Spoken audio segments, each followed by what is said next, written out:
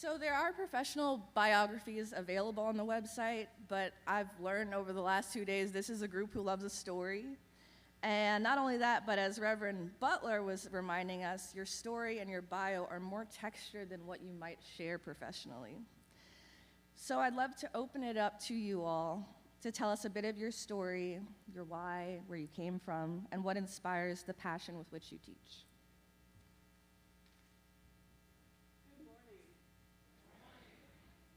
I'm really honored to be here today. Thank you for this invitation. And I would be delighted to share some of my journey with you. So part of my story and what led me to focus on education reform is that my brother and I were attending schools in a place where my parents were very dissatisfied with the schools. So my brother was experiencing quite a bit of bullying, and I was not fully challenged in the schools we were attending. And so when I was in 3rd grade, our parents told us, we're going to move to another state to get you and your brother a better education. Because education is going to be your key to success, and we have to have better schools for the two of you. And so, you know, part of my journey is that we left behind my mother's sister. We left behind more job opportunities for my dad. We left behind long-standing friendships to go to a completely different place. And so this is, you know, they talk about core memories for people. Moving and why we moved is one of my core memories. And then as I began to grow up, and my father has a law degree from Howard, and he, as does my husband and oldest daughter, so we are a proud HU family. I began to learn more about the unfinished work of civil rights in our nation and sort of the work that needed to be done. And I remember that we had to move to get to a better school. Why would that be the case? Why would we have to leave our community and family and networks behind to get a better education? So I began to sort of weave that into my understanding of education and eventually started to focus on that as what I wanted to emphasize in my professional journey. The other piece for me is that as someone who loves the Lord and who has a law degree, I believe one of my core verses that I live by is do justice, love mercy, and walk humbly with your God. And being privileged with a law degree and the ability to, as a professor at a very prestigious university, to write and think about and challenge my students and challenge people in various audiences to demand justice for our children. You know, we have a deeply broken and inequitable education system, and I do believe that that grieves God's heart, and that working to make that better is possible. In my office, I have a photo of a segregated classroom from before Brown versus Board of Education. And I have that in my office to remind me daily, both of where we have come from and what is possible. Those children and teachers could not imagine the opportunities that are open to children today, but there also are many inequities that still need to be addressed, and it is possible to remedy them. And that is what drives me each day. Good morning.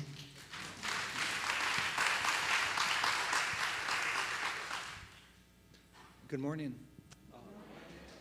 I'm incredibly grateful for an invitation to be here today, so thank you very much. And my journey with working with the Freedom Schools as a Freedom School advocate began in 2003. I grew up in a small town in Wisconsin and was attending college, predominantly all-white town, an all-white town in Wisconsin, and went to a predominantly white institution. University of Wisconsin in La Crosse, and I was training to be a social studies teacher. And I didn't know it then, but looking back, I was in the process of unlearning a lot that I had learned. And I was reading everything that I could by a historian by the name of Howard Zinn. And I'd gone through the People's History, Can't Be Neutral in a Moving Train, and I came across an article he published in 1965 in The Nation called The Freedom Schools in Context. And I can remember where it was when I read it, because it really brought together solutions that I think that I was looking for. And I was shocked because I was in my 4th and final year of college. I was teaching, and I couldn't believe that I hadn't learned about the freedom schools. To me, this was such a clear example, and it struck me. Coming from a black struggle of liberation, here was a solution right in front of us. And this was published in 1965, and I'll date myself, in college in 2003, thinking, why didn't I learn about this? So I started to commit myself, and that question drove me to graduate school at the University of Illinois. And my mentors, Dr. James Anderson, Dr. Chris Spann, I tried to follow someone by the name of Dr. Bill Trent, those who were engaging work, justice-centered work. And I eventually published a dissertation, which became a book on the freedom schools. So that was I look at that as a calling. But I really felt called to work with the freedom schools specifically, and of course, the Children's Defense Fund Freedom School Program. When I was teaching at the College of Charleston in South Carolina, and I was finishing the book on freedom schools. A manuscript was in press, and Miss Marion Wright Edelman came to visit Charleston, and it was rightfully so a big affair. Everyone in Charleston, I felt like, showed up for the talk. And I was in the audience, somewhere in the back, and just really enjoying the talk. And she challenged all of us in that room to start a freedom school in the city of Charleston. They've never had a freedom school. There are a couple in North Charleston, there's one in Columbia, but not in the peninsula of Charleston. For those of you familiar with Charleston, it's being gentrified. It used to be a majority black and brown city. Now it's over 85%, if not 90% white. And something needed to happen in the city of Charleston. And I felt called, and with a group of colleagues in solidarity, we started fundraising. We're at the mayor's office. We're at the deans at the College of Charleston. And we started a freedom school. And it struggles. It's working, the one in Charleston. But since then, and that was 2015, I've been working as a Children's Defense Fund Freedom School advocate to the best of my ability. And right now we're working in Champaign, Illinois. I'm serving on several boards in the South and across Illinois. We're really working at freedom schools. In this process, I met people like Dr. Crystal Clemens, who would call me into the work because she was a scholar activist doing the work, establishing freedom schools. Dave Dennis, Millicent Brown, these are mentors in South Carolina who really called me, not just publish, and it was, don't just publish on the work, but do the work and serve. And since that book came out in 2016, I'd like to think that I've been serving or trying to serve and always try to be better as a servant for the freedom schools. And really that's the mission I would like all us to see on this National Day of Social Action. And I appreciate the opportunity to be here on stage as an advocate. So thanks again.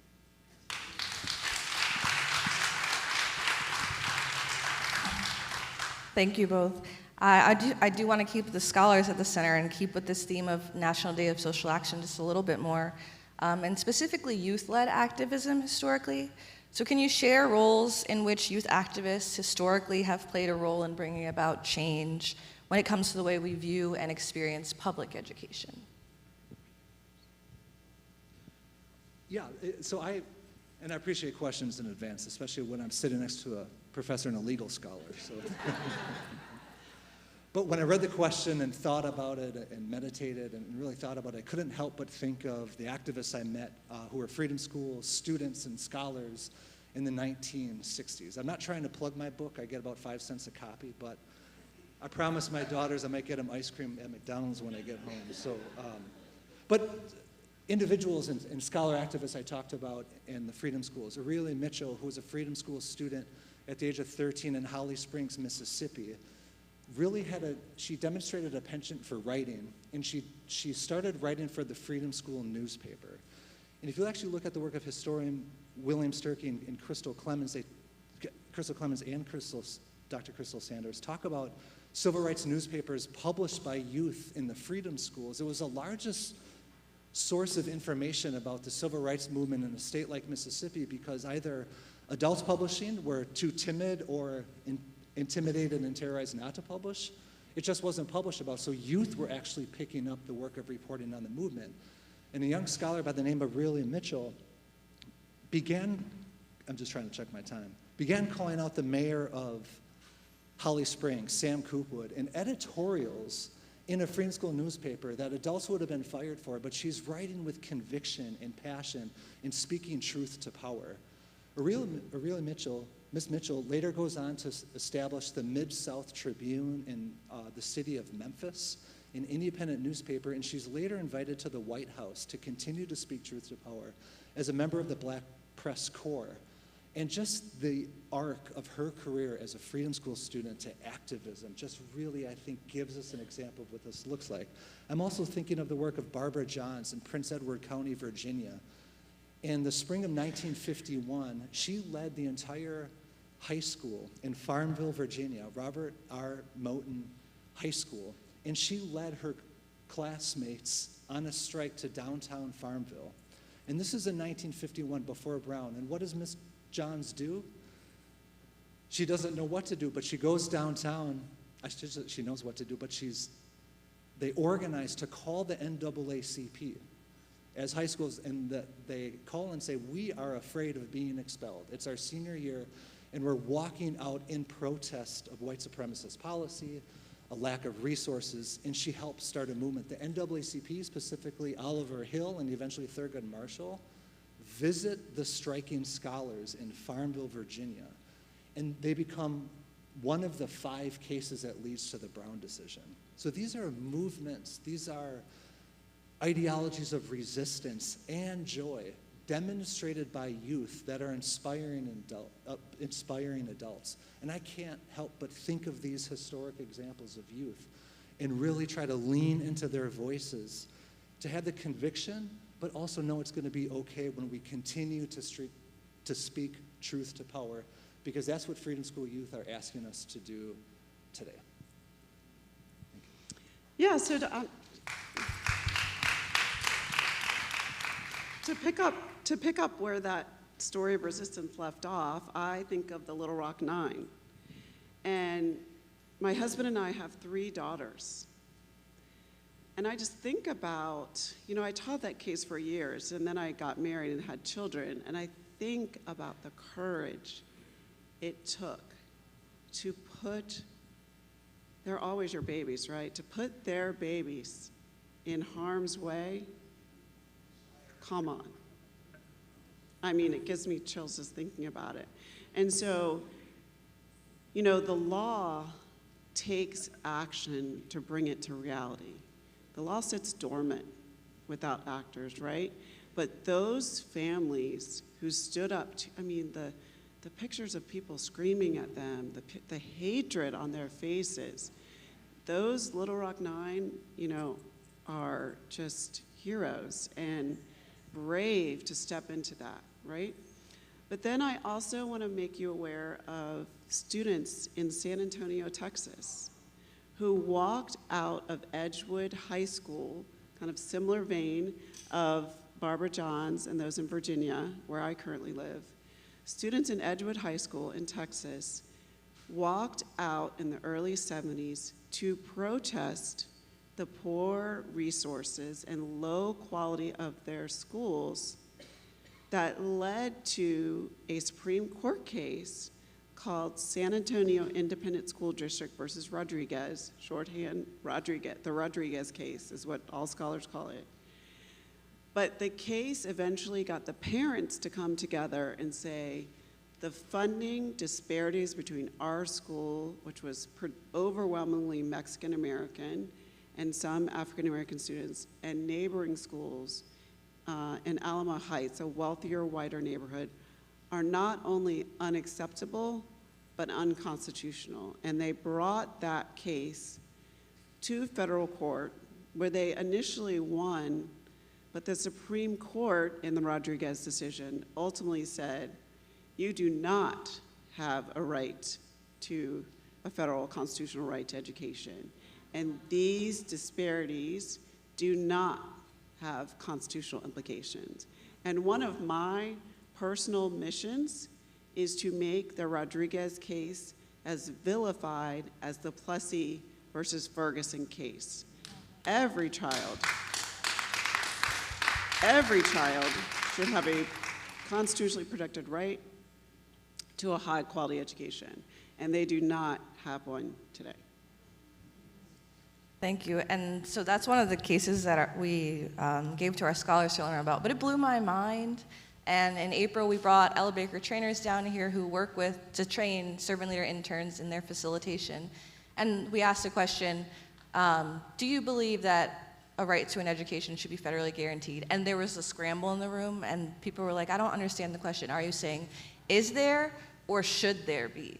And so we had to wrestle with that kind of a question, even within ourselves, so I appreciate you bringing it up. And I want to ask you what bold legal or policy strategies exist that could guarantee every child, not just some, access to quality, justice-rooted education?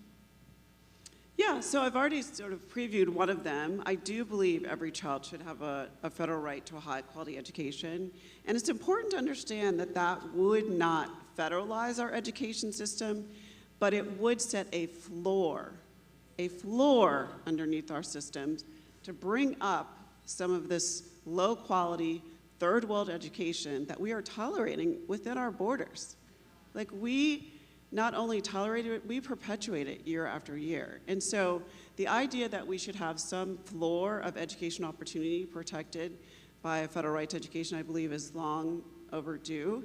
And I say that recognizing that I'm completely countercultural to our current efforts to dismantle the federal role in education, right? And so I speak that as something that I believe we need, because we do not currently have any protection any consistent protection from the low quality education that many students are receiving today. Today, all 50 states, each of your states, does guarantee a right to education, but it is a patchwork of rights. Some of them are actually very meaningful, significant rights that guarantee some level of quality. Others cannot be enforced in court, and what is your right to education is solely in the discretion of your state legislature. And so because of that, who wins and loses in education is often who's most politically powerful in the state legislature. And one of the things that rights do is they serve as a means to leverage for communities who don't necessarily have the political power to demand in the ballot box what is right. So pushing legislators to actually give meaning to that state right in our current moment is very important. Because, as I said, each state guarantees a right to education. How many of you have read what your state right to education guarantees? How many of you have read it? Yeah, look it up. Just put in your state name and say right to education. Each of you have a definition of that, right? But here's the thing. Take that definition in your state constitution or state law and compare it to what you see in your communities. And you will see the gap that I am seeking to have policymakers close, right? Some of them will guarantee a thorough and efficient education. Some of them will guarantee a high quality education. You know, there's a variety of adjectives for rights to education, but what is the reality, right? The reality for children too often is not one of high quality. So I think we need to hold our state leaders accountable for delivering a high quality education, our local leaders for ensuring that students are delivered a high quality education, but I ultimately do believe that we need eventually a federal right to education that guarantees wherever you live, California to Maine to Florida and in the middle, right, North Dakota, Wisconsin, wherever you are, you need some kind of floor. And the states could innovate, above that floor, but you just can't drop below the floor. Like we need that baseline to kind of push our states to ensure that no student is denied the education that prepares them to be both college and career ready and engaged civic participants.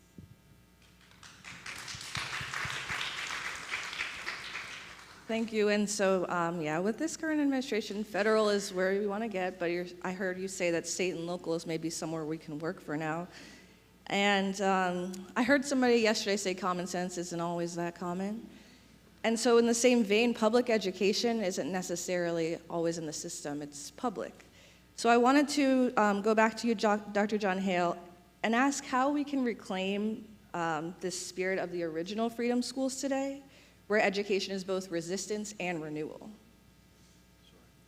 Yeah, I think freedom schools hold historic potential and real practice potential today to practice a form of education that is both resistant but also a form of renewal. And we see that every day in a freedom school. And I think the concept, working with CDF, the idea of every school is a freedom school, is very powerful in creating the conditions that allows or that facilitates youth, students, and those who work with youth or youth advocates as educators to really make the political demands that need to be made, but also transform these spaces into spaces of healing, restoration, and resistance. So I think creating freedom schools allows us to build and empower local communities for the conditions. And what does that mean when we sort of build the conditions? Sarah mentioned this at the beginning as we heard the good morning, the beginnings of a Harambe. And even just the practice, that Sarah called us all to bring a practice of Harambe back to our communities and back to our schools. When you hear Harambe done by the spirit of the act, for instance, at National Day of National Training in Knoxville in the Convention Center, the floor shakes. It reverberates. And you can get this in a school gymnasium. I mean, Harambe transforms a space and it grounds a school day, which is oftentimes one of struggle and just a space of just hardship for youth. It grounds us in joy. It wraps our children. And I'm so happy and grateful that our two oldest are now Freedom School scholars. And now I can now experience Freedom School not as a scholar, but also as a parent. And it really works. It transforms these spaces. It allows us to bring National Day of Social Action as a way to ground misguided policies in every school. If we had one day or one action and build an entire school year around it, like public education is a public good, that is a lot of brain power and intellectual talent that we have to devote to a single cause. So we can transform our spaces with National Day of Social Action. Parental involvement that Professor Robinson was alluding to, and that's what we discuss often. Parents will work with Freedom School. There's parent liaisons. There's a weekly parent night at Freedom Schools. In the Champaign Freedom Schools, this has led to acts of resistance. When parents start asking about the conditions in their own schools, they will go to the school board and petition as a result of Freedom School experiences. And finally, you can begin to see not youth, of course, the young scholars, but also servant leader interns or Freedom School teachers. We had a young SLI in Champaign, Drake Matera, his first year of being an SLI in Champaign, was at the school board protesting a playground that was flooding on the grounds of the Freedom School and using that as an organizing principle. So if we can organize Freedom Schools in our communities, we can bring spaces and create spaces where we're connecting reform, resistance, and renewal with the Freedom School. And I started reading on this first topic in 2003, now 2025, I'm more convinced with ever as a parent that this is a solution our communities can really work with, and it can lead to these spaces and these questions that we really need to ask about a right to an education and how we can demand that right with and for the youth we're serving. Thank you.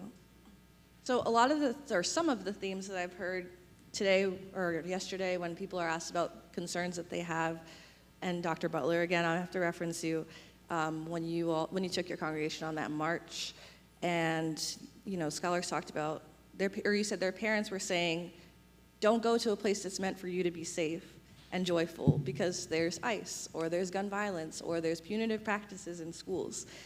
And so you've alluded to Freedom Schools being a place where it's a safe space, and some of those, we're able to provide barriers for some of those things. But CDF as a whole believes that schools should cultivate both intellect and identity. So I want to ask you both, what gives you hope that this is still possible? And what gives that hope power? Yeah, so these are great questions. I think they're particularly important right now.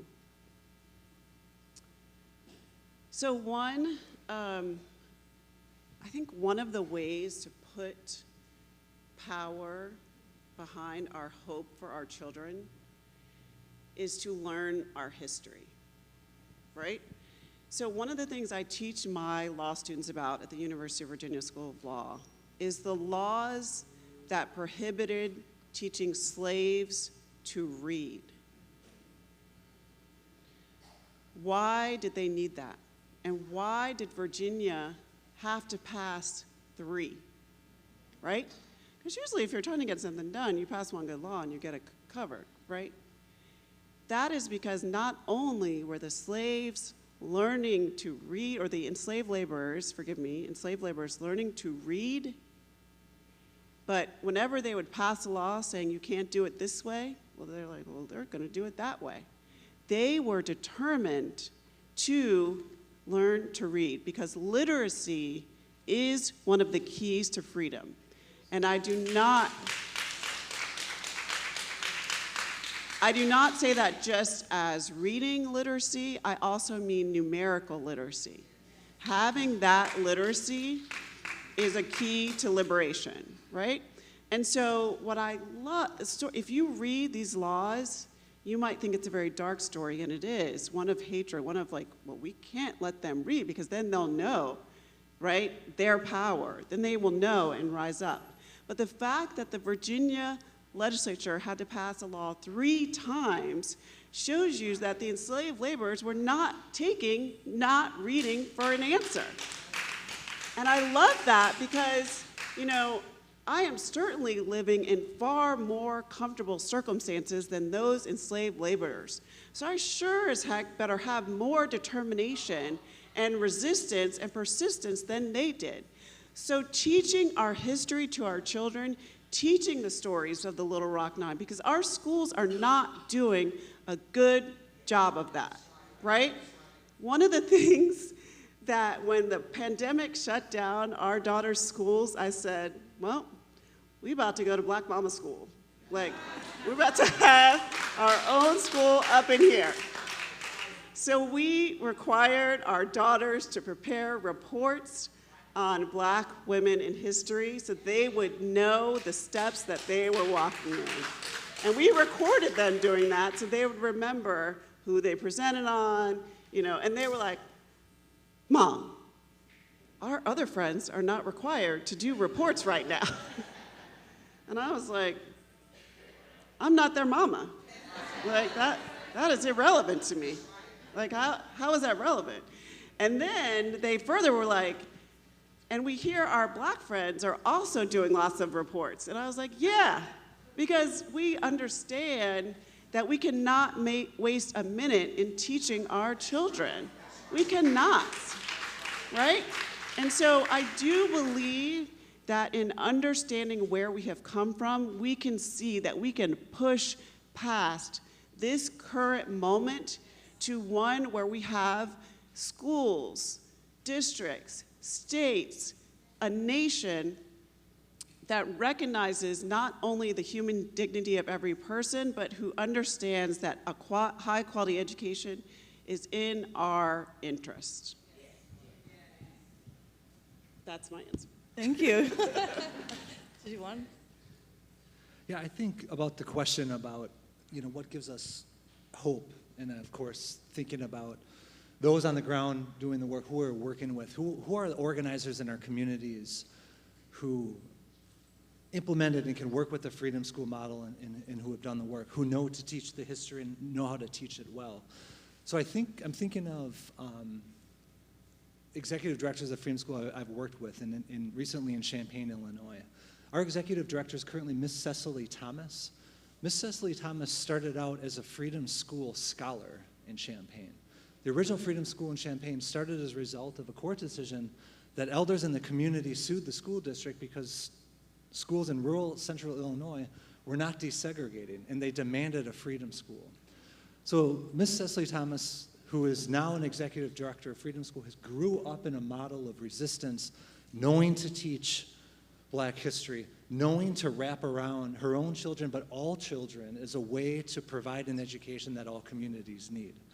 So Ms. Thomas started out as a Freedom School scholar. She served as an SLI, went to college, came back and became an executive director of Freedom School.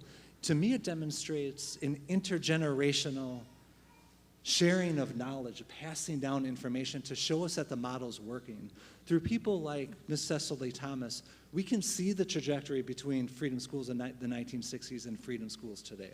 We have scholars and executive directors like Ms. Thomas all throughout the United States, in our states, in our communities, and I think it's on us to go home and to, if we're not those leaders in the room, it's to find who's working with, who has a capacity to build a Freedom School. And Ms. Thomas really, I think, connects the development, the educational development and a spirit of resistance that we need to see, especially now. Something else that gives me hope with Freedom Schools is that when the world appeared to end to so many people, especially those of us in higher education, we begin to see funding dry up, and it's going to continue to dry up, and the struggle is going to be tough. It's easy to go into this narrative of despair. I see a lot of my colleagues at University of Illinois do this. But when you go to a Freedom School and you experience Harambe, and you meet Miss Cecily, who's working with the children to provide and wrap children around this love that we need, you see the solution in front of us. I'm also thinking of Miss Carol Singletary at the Francis Bryan United Methodist Church Freedom School in Columbia, South Carolina, who tonight is going to host a parent night for parent liaisons around a National Day of Social Action, asking these questions about how we can achieve Freedom Schools and truly how we can make this demand for a right to an education in our communities. So on the ground, those doing the work are providing me the hope that we need to really move forward, this intergenerational connection that exists. It's very real, and I think it's for us to find it, to cultivate it, and to throw all our weight behind it, because this is a solution we need. Literacy and empowering youth at this point is paying forward, and it's really going to lead to solutions we need. So I'm going to actually add a couple points to my first answer about teaching our history, because I have to put my lawyer hat on for a little bit. So as I challenged each of you to read what is your right to education, so imagine if each of you go back to your communities and challenge an audience there to read their rights, right? So I think people don't know, you cannot protect a right that you don't know about, right? And so I just encourage you and challenge you to not only know what your state rights to education are, so one, seek to challenge those school principals, school board leaders, district leaders, your state lawmakers. I mean, don't let me meet somebody running for school board, because they'll be like, so how are you going to make into reality our state right to X, Y, and Z, right? So you should be armed with an understanding of what your rights are and arm your communities with those and seek to hold people accountable for actually making that right a reality. Because the right doesn't exist if it's just written down somewhere. It has to be brought to life. It takes people to bring it to life. And if your state has chosen to guarantee some form of education, then hold them, and each of your states has, then hold them accountable to that. The other thing I will just end with is one of the reasons that I launched so I'm the founding director of the Education Rights Institute. We are at the University of Virginia School of Law, and one of the things we do is we produce very short videos, like 2-minute videos, and I'm doing a session on this later. One-page documents that explain civil rights law, one-page documents that explain current interpretations that seek to curb the consistent meaning of civil rights laws, right? We prepare those so that communities can take those resources and take them to their school board members. A lot of school board members, are simply local community people who have full-time jobs and who aren't versed in what the rights and obligations are of the rights that your children have and the obligations that they have for the school board. So those are for people to, print out and take to their principal. Hey, are you familiar with the rights that our students have to be free of discrimination based on race, color, or national origin? Hey, school board member, district leader, state leader, are you familiar with these things? It's literally a one page front and back that explains, here's current civil rights law, here's what it says, right? It's meant to be a tool to challenge communities to really make those rights. At the heart of our civil rights is the promise of equal educational opportunity. And so helping people understand what that means is something that all of us can be a part of. Thank you, and that's a natural segue. Yep. So for NDSA today, our scholars are marching and they're telling us what they want and what they need. And so one of the follow-up actions is for folks to then take those asks to the school board. So you can attend that session later on, get those resources, and bring it back home with you all so that you can continue to march on to turn that moment into a movement. And you gave us one or two courageous actions that attendees should take as they return to their classrooms and their pulpits and communities. Dr. Hill, I wanted to ask if there was one thing that you would also leave with folks to take back. Yeah, I would try to recognize and echo the call that Ms. Marinette Edelman provided Charleston in 2015. That's challenge everyone in the room to find, join, and support a freedom school somewhere in your area or state. And if there's not one in your community, what would it take? What does it look like to have a freedom school established within 3 years? That is community empowerment and building. It's getting out there, it's asking for donations, it's sharing your story, the narratives, it's working with those in the community who want the best for their children, but speaking truth to power to those who need to hear it. Freedom is a word that has been used by all sides of the political spectrum, to the point where you can talk about freedom school and chances are elected officials won't know what a CDF Freedom School is. They could be thinking of a Koch brother Freedom School in Arizona. We can educate and use Freedom School as an organizing principle, as an organizing tool to demand what our children need, especially in 2025. So I challenge everyone to join, find support, show up at Harambe, volunteer to be a guest reader, right? Learn the cheers and chants, so next time we hear good morning, we all know good morning, right? We all know a good job, right? We know something inside so strong. And that, I think, is really community building at its best, and finding a school who's doing it and replicating that for our families and our immediate circles, I really think can turn this moment into a movement. So I challenge everyone to consider that aspect of freedom schooling in your own communities. Thank you. Dr. John Hale, you're previewing what's next. So when we think someone did a really good job in freedom schools, we let them know that they did a good job. And I heard that the Spirit was in the room. I cannot hold a tune, so I'm going to sing it one time, but if you all can join me in the next time, I would appreciate it. So good job. I'm telling you, you did a very good job. You did a very good job. Okay, come on. Good job. I'm telling you, you did a very good job. You did a very good job. A very good job. This is where someone else comes and fades out. A very good job. Yeah, okay, thank you. So I also want to recognize you all came to lead conversations, not to just join them. So we have time for maybe one question or two questions if you have a burning question. And then both of our panelists do have afternoon workshops. So is there anyone that had a question? I see a mic coming up.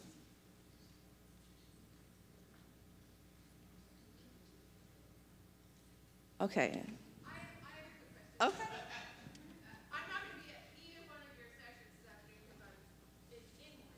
But I just have a question about, so the dream, right, is to have a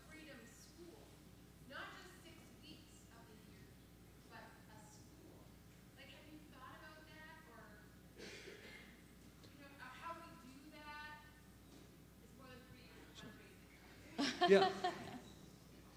I think the goal is every school as a freedom school year-round, not 9 months, also 12 months, right?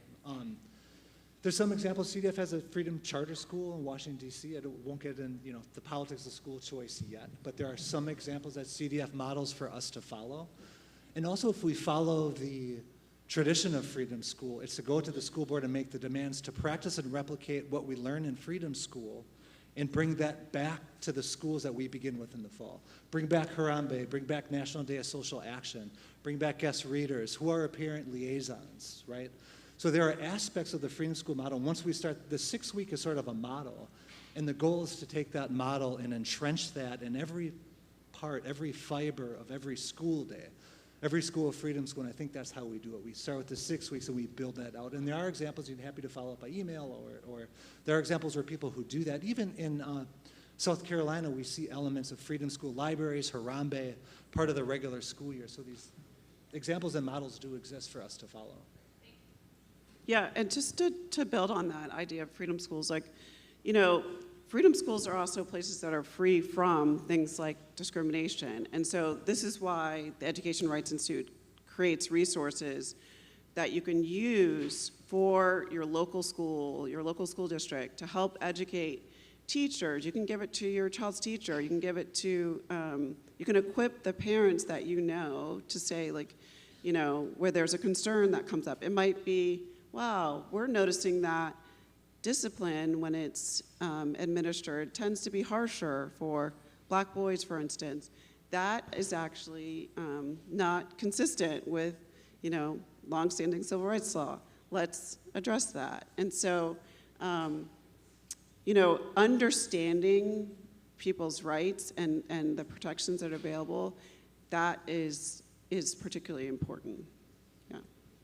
I agree, and I see there's one more question, but I also just wanted to add that Freedom Schools is a place, but it's not a place. It is really a mindset. So leaning on that Kairos Foundation of organizing, it's being consistent with your families throughout the year, showing up for them, creating a role for them to imagine what the next summer is going to look like, or what the fall even looks like for them, and bring Freedom Schools into their schools, anchoring yourselves in those activities that are beyond transactional activities, and then helping lead that political awakening in them so they can recognize their agency.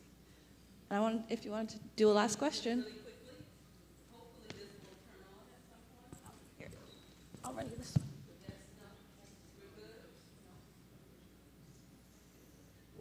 It's up, it's up, it's up, it's up.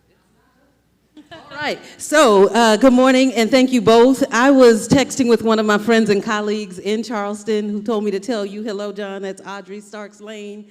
But she said that you were recently they were recently in conversation with you about some legislation that you wrote regarding freedom school funding in Illinois. And I'd love it if you could share a little bit about that as we're thinking about implementing and expanding freedom schools.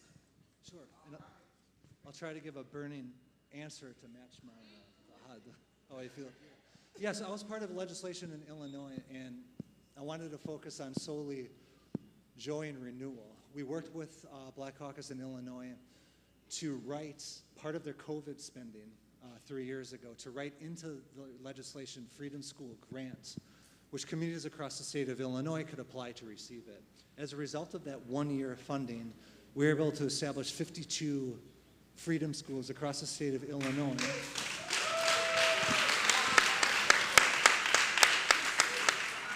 For 2 years, unfortunately, the legislators have not renewed the funding. It ran out with the COVID funding, right? At the same time, we had 52 communities who saw the light, began to understand what freedom school means. Roughly half of those are in operation to some extent. Some try to do all year-round programming. In Champaign, we were able to find other funding sources. So yes, there's legislation. Legislators in Illinois did it. New Jersey did it. California is considering it. And there's also proposals in Ohio. So legislators like us, reading your state constitution about public education, look at your legislation, see where those proposals are, and help organize around that, because there is a path forward. So it can be, but we need to sustain that funding to make it a reality, not just for 2 years, but every year. Can we give our panelists one last round of applause? I think we're at time. But they both do have workshops this afternoon, and I wrote down the time and locations because I was like, I know I would be going. So, Dr. John Hales is first, and he will be, it'll be happening from 2 to 3:15 in the lodge, so he'll talk more about the original Freedom School model, liberative education, and if you don't know where you've been, how you know where you're gonna go. And then Professor Robinson has educational opportunity, gaps, and a federal right to a high quality education. So again, getting those resources that you can bring back to your families and school boards, happening from 3:45 to 5:15 at the Holiday Inn. So I wanna thank you all for your time. Thank you all for your time and for attendance.